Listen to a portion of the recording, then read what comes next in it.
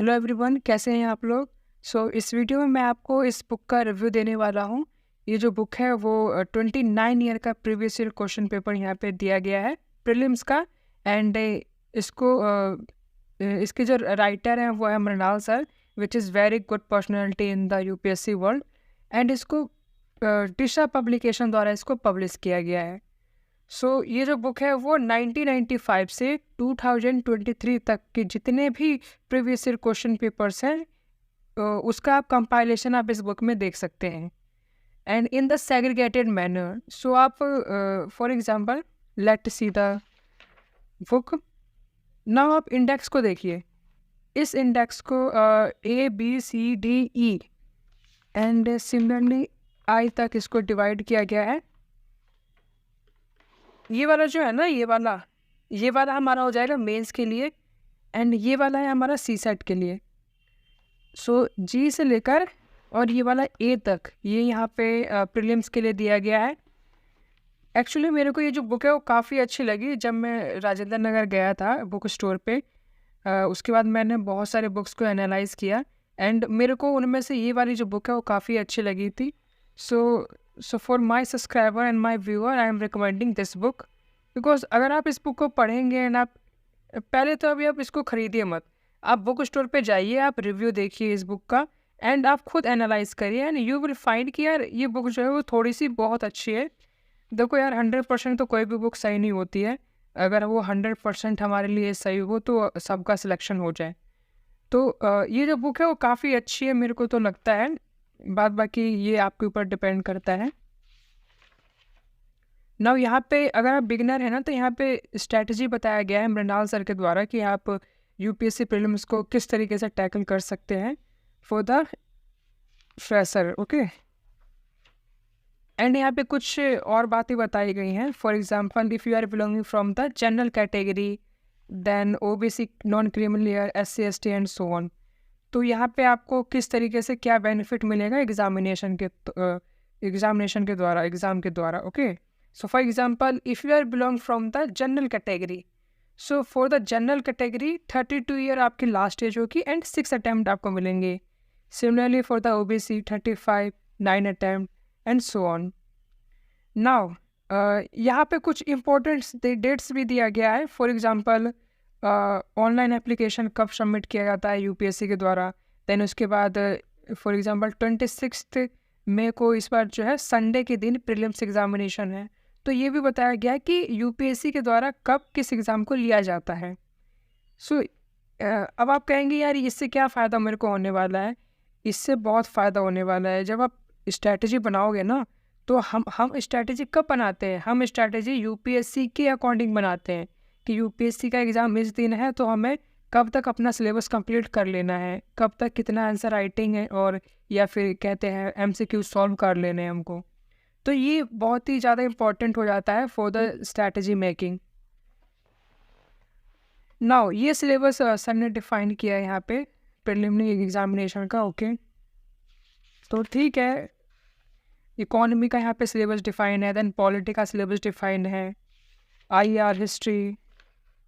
Okay, and यहाँ पे bonus tips भी दिया गया है। फॉर एग्जांपल साइंस के लिए आप क्या करना है, आपको करंट अफेयर के लिए आपको क्या करना है, करंट अफेयर का वेटेज कब कितना था। फॉर एग्जांपल 2018 में कितना वेटेज था करंट अफेयर का, थ्योरी से कितने आए थे। ये भी यहाँ पे बताया गया है। ठीक है, ये वाला जो है ना वो सी सेट के लिए दिया गया है कि आप सी सेट में अगर आप वीक हैं तो आप सी सेट को किस तरीके से प्रिपेयर कर सकते हैं। ये सिलेबस है कुछ एंड टिप्स सर द्वारा बताया गया है। फॉर एग्जांपल उसके बाद यहाँ पे कट ऑफ्स भी डिफाइन किया गया है यार। Such a great thing done by sir. For example अगर आप 2022 की कट ऑफ की बात करें तो यहाँ पे जनरल कैटेगरी का 88.22 गया है। हाँ ओबियसली यार, अभी 23 का तो आया नहीं है कट ऑफ, तो यहाँ पे नहीं दिया गया। 22 का इतना गया था, देन EWS का इतना गया था। 2013 तक बताया गया है कट ऑफ, तो ये भी सही है। फिर यहाँ पे मेंस का सिलेबस डिफाइन किया गया है।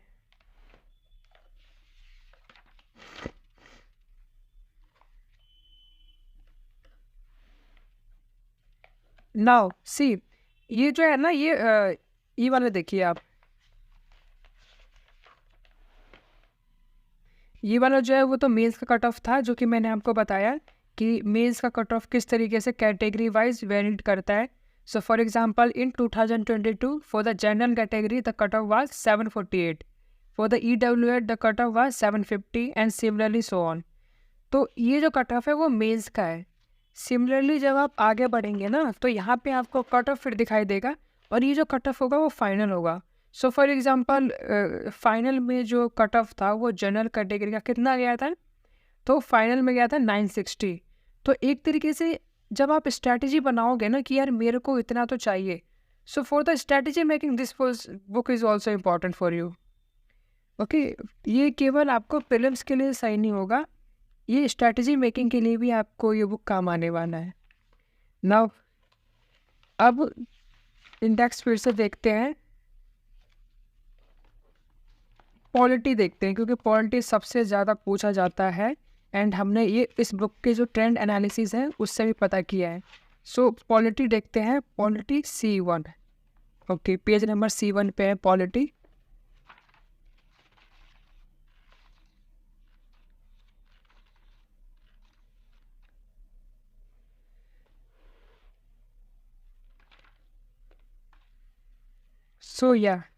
So from here the polity start.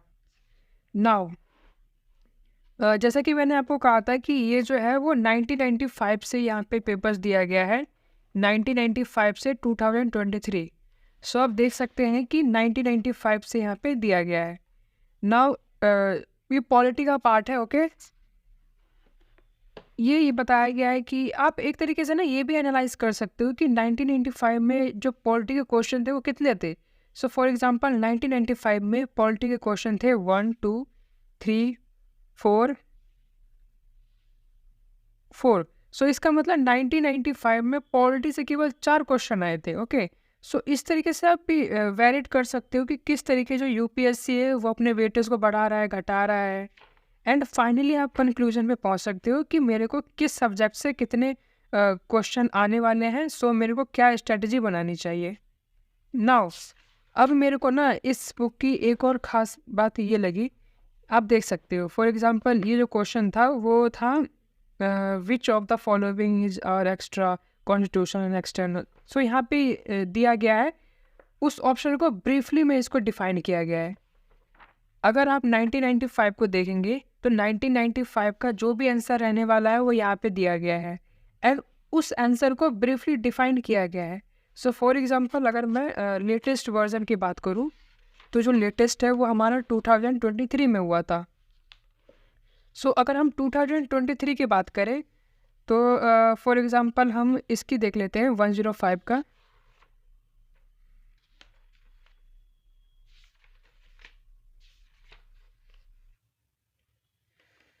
Okay, सो 105 का जो आंसर है वो ए होने वाला है, एंड उसको यहाँ पे ब्रीफली डिफाइन किया गया है। उसके बाद यहाँ पे उसको कुछ और जो हाईलाइटेड टॉपिक्स होते हैं वो भी बताया गया है, एंड इस बुक की खास बात यह है कि इसने सोर्स भी बताया है कि ये जो क्वेश्चन है वो कहाँ से आया है। So for example NCERT class 8 का क्वेश्चन है 107 वाला। सो इस बुक की ये भी खास बात लगती है कि जो हम इससे ये भी समझ सकते हैं कि जो यूपीएससी है वो कहाँ से क्वेश्चन बना रहा है। फॉर एग्जांपल इन्होंने बोला कि NCERT का ये क्वेश्चन है, तो हम ये कोशिश कर सकते हैं ना कि यार NCERT पे हम फोकस करें, क्लास 8 का NCERT है, इन्होंने ये भी बता रखा है कि कहाँ से आया है। ओके, सो दूसरे क्वेश्चन पे अब हम बढ़ते हैं, क्योंकि यार मैंने ना इस बुक को यूज़ किया है तो मेरे को पता है कि इस बुक की खास बात क्या है, एंड ओबियसली यार इन्होंने मेरे को कोई पैसा वैसा नहीं दिया है प्रमोशन करने के लिए। मतलब अभी मेरा जो चैनल है वो बहुत ही ज़्यादा छोटा है, सो डेफिनेटली इन्होंने कुछ पैसा नहीं दिया है। मैं जो बोल रहा हूँ ना वो अपने अंदर की बात बोल रहा हूँ मैं आपको। मेरे को ये जो बुक है वो बहुत ही अच्छी लगी है, and that's why I am telling you and I am reviewing this video. Okay, by the through of this video आप खुद जाइए आप बुक स्टोर पे, एंड आप 2-3 कोचिंग इंस्टीट्यूशन के 2-3 पब्लिकेशन के आप बुक उठाइए, एंड उसके साथ आप कंपेयर कीजिए आप इसको, and you will find a loss of differentiation in between. So that's why I am telling you, कि ये जो बुक है वो थोड़ी सी ज़्यादा आपके लिए इम्पोर्टेंट हो सकती है। ओके, सो यहाँ पे हम देखते हैं अब ये वाला पार्ट। सी सेट के एक बार हम देख लेते हैं, ओके, क्योंकि सी सेट भी इस बार इन्होंने सी सेट में कुछ ज़्यादा चेंजेस कर दिया था। इन्होंने कहा था कि क्लास 10th का सी सेट हम पूछेंगे, पर मेरे को तो नहीं लगता है कि क्लास 10th का इस बार सी सेट उन्होंने पूछा था। तो हम सी सेट का एक बार देखते हैं। सी सेट का यूनिट है H1 लास्ट का है। देखते हैं, यहाँ से हमारा सी सेट स्टार्ट हो चुका है।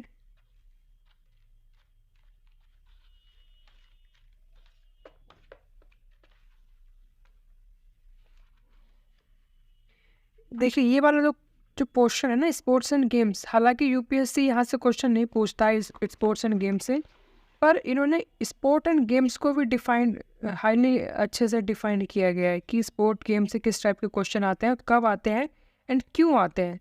तो इन्होंने स्पोर्ट एंड गेम्स को भी अच्छे से डिफाइन किया गया है। Very good.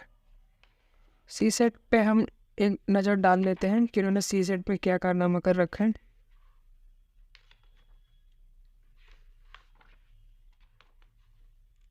यार मेरे को तो अच्छी लगी है बुक, प्रीलिम्स के लिए अच्छी मानी जाती है इसको।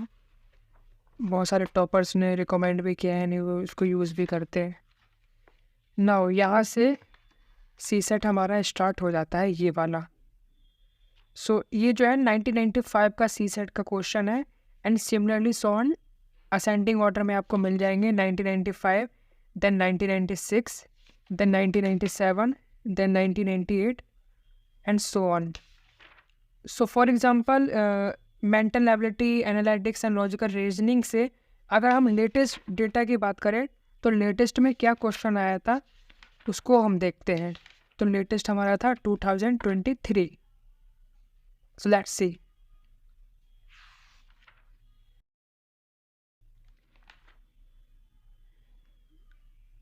ये रहा क्वेश्चन। सो यहाँ से स्टार्ट हो जाता है। सो फर्स्ट हम क्वेश्चन गिनते हैं कि 2023 में कितने आए थे। 1 2 3 4 5 6 7 8 9 10 11 12। सो इसका मतलब 30-40 क्वेश्चन आए थे from the mental ability part. This shows how the mental ability portion is very very crucial for us. Why? Because of their weightage. इस 13-14 का मतलब होता है यार, ये हमारे कट ऑफ को क्लियर करने के लिए 13-14 क्वेश्चन बहुत ज़्यादा बड़ा होता है। तो आप देख सकते हैं ना, अगर आपके पास ये बुक नहीं है तो आपको एनालिसिस करने में बहुत ही ज़्यादा प्रॉब्लम होगा, specially for the fresher part. क्योंकि अगर आप फ्रेशर हैं तो आपको पढ़ना भी है, स्टडी भी करना है, देन आपको क्वेश्चन एनालिसिस भी करना है, देन उसके बाद आपको सिलेबस भी पता होना चाहिए, देन उसके बाद आपको एक जो स्ट्रैटेजी है वो भी मालूम होना चाहिए, उसके बाद आपको रिसोर्सेज भी मालूम होना चाहिए, एंड आपको ये भी मालूम होना चाहिए कि वो जो क्वेश्चन है वो किस रिसोर्सेज से आया है। आपको ये भी मालूम होना चाहिए कि इस ईयर में कितने क्वेश्चन आए थे। सो ये जितने भी आपके पास जो n नंबर्स ऑफ जो क्वेश्चन है ना, उन सब का सॉल्यूशन आपको इस वीडियो में दिया गया है, सॉरी इस बुक में दिया गया है।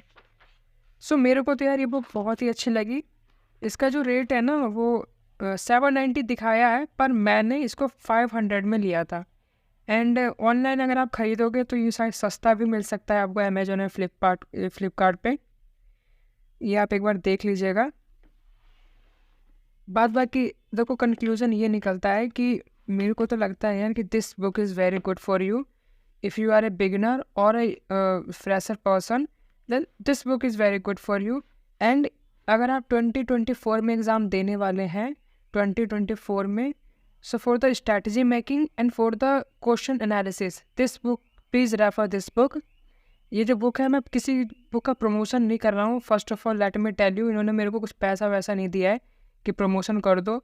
मैं खुद इस बुक को मैंने यूज़ किया है एंड मैंने इस बुक को परचेज़ किया है। जब मैं राजेंद्र नगर गया था मैंने इसको परचेज़ किया, मैंने बहुत सारे बुक के रिव्यू लिए, उसके बाद मैंने इस बुक को ख़रीदा। ओके, उसका जो मिनी ब्लॉग है ना वो भी मैंने अपने चैनल पे मैंने अपलोड कर दिया है। शॉर्ट्स में मैंने इसको अपलोड किया है कि मैं राजेंद्र नगर गया and how I about this book. So thank you. This video end here. Now, best of luck for your future attempt. Thank you.